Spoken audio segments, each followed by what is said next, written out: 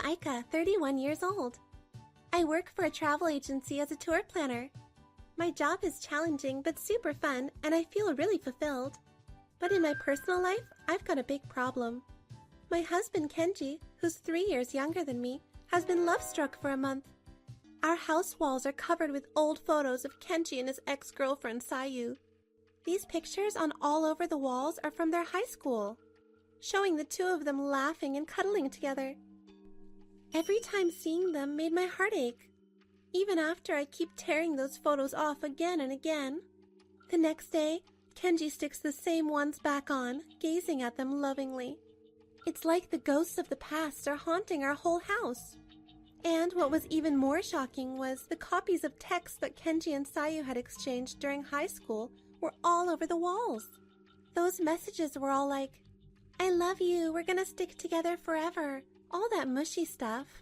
Every time I read them, it felt like my heart was being totally torn apart. I couldn't even eat. I was at my breaking point emotionally and physically. It all started one day a month ago. Kenji came home from his high school reunion that day, and he was acting different. I can't get over her after all. Hey, could you divorce me, please? Huh? What are you talking about? I saw my ex-girlfriend Sayu again at the reunion, and all my old feelings came back. Back then, we had to split because I had to head off to college far away.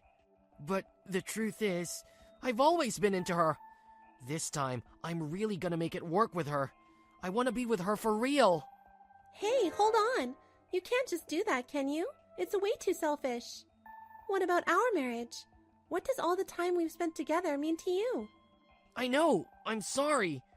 But I want to start over with her. Come on, you've got to understand. I was speechless with shock. I couldn't believe Kenji had fallen head over heels for Sayu, his high school ex, all over again. In just one day, at a reunion, they sparked up their old feelings. Now, Kenji is pushing for a divorce. Feeling puzzled, I remembered Kenji's dreamy nature, and I resolved to handle things calmly myself. Got it. Let's give it some time. You should cool off for a bit, all right? I'm sure you'll feel differently after a while. Kenji messed up many times before because of his dreamy nature. Like, he bought a ton of how-to books on becoming a novelist. But he never wrote a single sentence. What do you mean by give it some time to cool off? We can discuss whether to go through with the divorce or not in a month. Until then, everything stays the same. What do you think? All right, but my feelings aren't gonna change, you know. I'm serious. We'll definitely get divorced in a month. I thought a little time would make things settle down. But Kenji seemed serious, and his feelings for Sayu were out of control. So now he's been putting up their love history all over the walls. Eventually, Kenji started bringing Sayu home. One day, I came home from work and Sayu was in the living room. She was smiling next to Kenji, acting like it was her home. "What are you doing here? This is me and Kenji's house." "Nice to meet you. I'm Sayu." "I know we've never met, but seeing all those pictures around, I guess I'm not a total stranger to you, right?" "What are you talking about, just showing up here out of the blue?"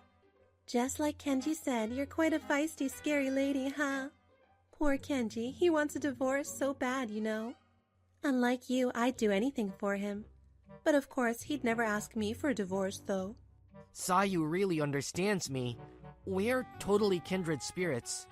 "Hey, I'm your wife. How do you think it makes me feel seeing you do that right in front of me?" Aika, you're too pragmatic. Maybe 'cause you're older, you're sorta lacking in charm. You don't seem to have any big dreams or a sense of adventure. "I heard you're such a boring person." Kenji says that to me all the time. Even when Kenji talks about his dreams, you always come back with something practical, right? There's no point in talking to them. Just a waste of time. Fine, I get it. It's been a month, so I'm divorcing you. But I have conditions. Conditions? What's that?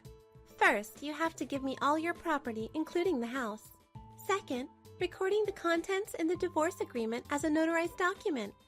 Third, since the cause of the divorce is your affair, I'll take 3 million yen in alimony from both you and Sayu. If you agree to these terms, I'll agree to the divorce. Kenji and Sayu look totally confused by my request. I never cheated. Why do I have to pay you alimony? We just got reunited and caught up. With a blank expression, I took an envelope out of my bag. Inside were the evidence photos provided by the detective agency. How did you get these? I've had a detective agency checking up on you. I've got all the evidence right here. Are you still going to deny it? I've been acting sad and weak in front of Kenji. But over the past month, I've been quietly preparing for the divorce. Plus, you've been emotionally harassing me by posting pictures of your ex all over the walls and stuff. So I can claim alimony for that too. But if you sign these papers right now, I won't do that. I don't know if I can really get compensation for emotional abuse, but if I bluff and say it, he'll probably go along with it. Are you sure you're gonna end us with this? Sure, absolutely. But if you don't follow the conditions, things are gonna get a lot uglier, just so you know. Kenji and Sayu nodded to each other and decided to sign the papers. Kenji handed over all his property right there and then, and they left the house. After that, I managed to regain peace in my days and lead a calm life. But after a few years, I got a phone call out of the blue. I was working at my office when my phone rang. I saw a familiar name on the screen. What? Kenji? What's he after all these years? I let out a deep sigh and answered the phone, memories from the past rushing back. Hey, Aika! Thank goodness! Long time no see! What do you want? There's something I really need to talk to you about. I hate to ask, but could you do me a favor? I'm in a real bind, and I need some cash, like, ASAP. So what? Your alimony's been hitting me hard, you know? I can barely cover rent and bills. Seriously, I'm broke. Could you throw me a bone? Just a little something would help out big time. Apparently, after divorcing me, his meager savings ran out due to paying high alimony, leaving him flat broke.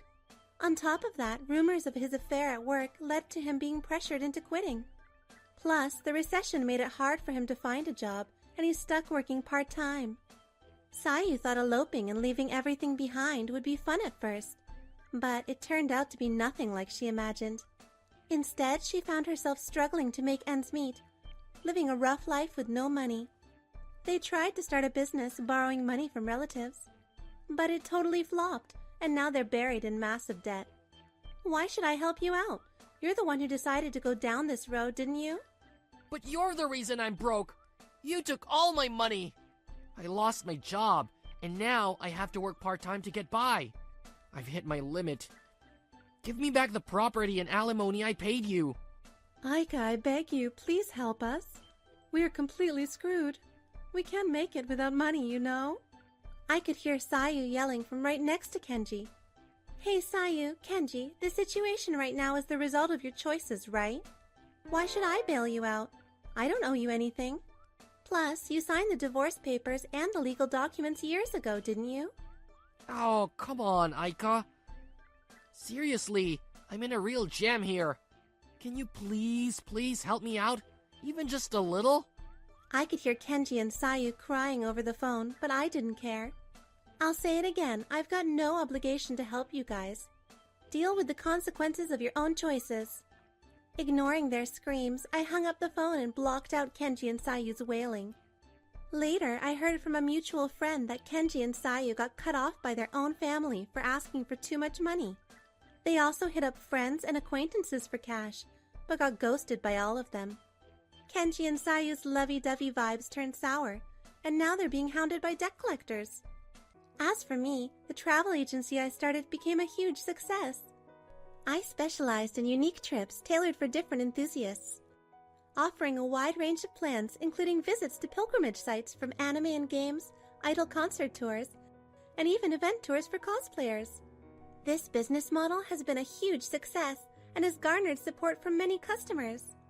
To make sure it doesn't turn out like Kenji's pipe dream, I really dug into market research and got deep into the enthusiasm young folks have for anime, games, and idols. As a result, the company became a hot topic in the industry and has been featured in many media outlets. My personal life is also going great. I've developed strong connections with people I've met through work and even met someone special. My boyfriend, like me, works in the travel industry, and we're great partners, sharing our dreams and goals. The time I spend with him brings me great comfort and joy. The future holds endless possibilities. I'll embrace them all and carve my own path.